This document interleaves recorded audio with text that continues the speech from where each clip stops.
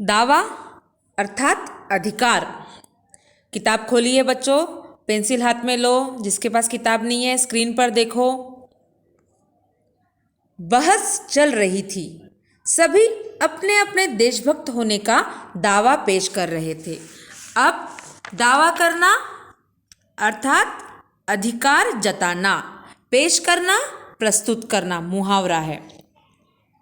कर रहे थे अपूर्ण भूतकाल। शिक्षक का कहना था पूर्ण भूतकाल। हम नौनिहालों को शिक्षित करते हैं, अतः यही देश की बड़ी सेवा है।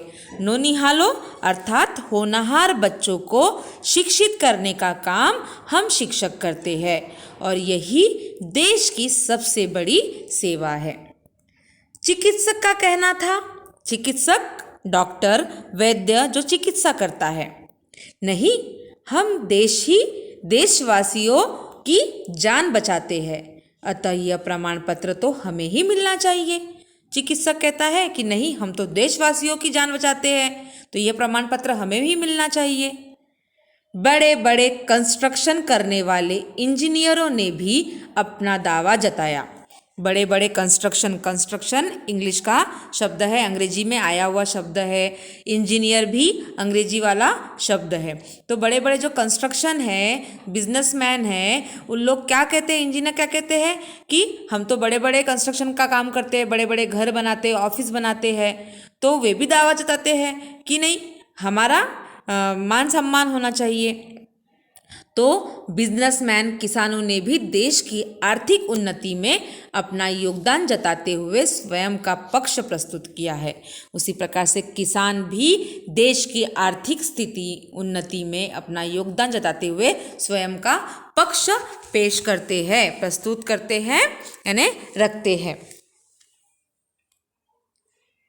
तब खादीदारी नेता आगे आए। खादीदारी खादी वस्त्र धारण करने वाले खादीदारी नेता आगे आए।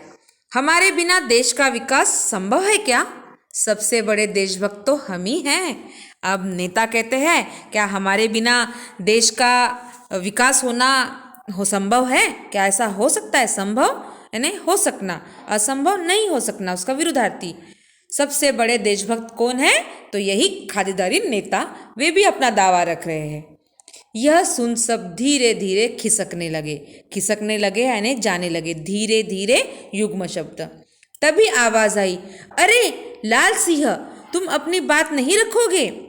लाल सिंह, अब ये कौन है? समझो नेता है यह। वह उससे कहते हैं कि तुम अपनी बात नहीं रखोगे। यह प्रश्नवाचक वाक्य है। मैं तो क्या कहूँ? अब वह कहता है मैं तो क्या कहूँ, प्रश्नवाचक।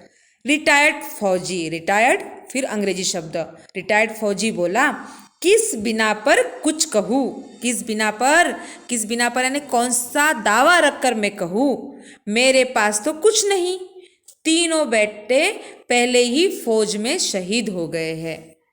अब वह कहता है कि मेरे पास रखने के लिए दावा ही नहीं है, मैं किस बिना पर कुछ बात कहूँ, क्योंकि मेरे तीनों बेटे तो पहले ही देश के लिए फौज में शहीद हो चुके।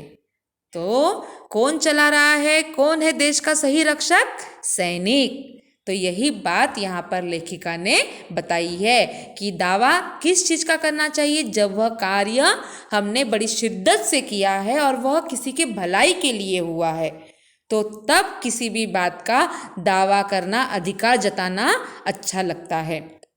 बिना अच्छा कार्य किए जब हम किसी बात का दावा रखते तो वो कोई मायने रखता नहीं है बच्चों। तो यही इस पाठ से हमें सीखना है कि सबसे बड़ा देश के लिए जो योगदान है वह एक सैनिक का है, क्योंकि वह भारत की सीमा पर खड़े रहकर हमारा दूसरे विरोधी देश से हमारा क्या करता है? संरक्षण करता है, हमें बचाता है। तो सही रक्षक हमारे देश की सेना ही है, देश के सैनिक ही है। तो हम यह पाठ यहाँ समाप्त करते हैं, यह भाग यहाँ समाप्त करते हैं। अगली तासिका में हम अगला भाग पढ़ेंगे। धन्यवाद।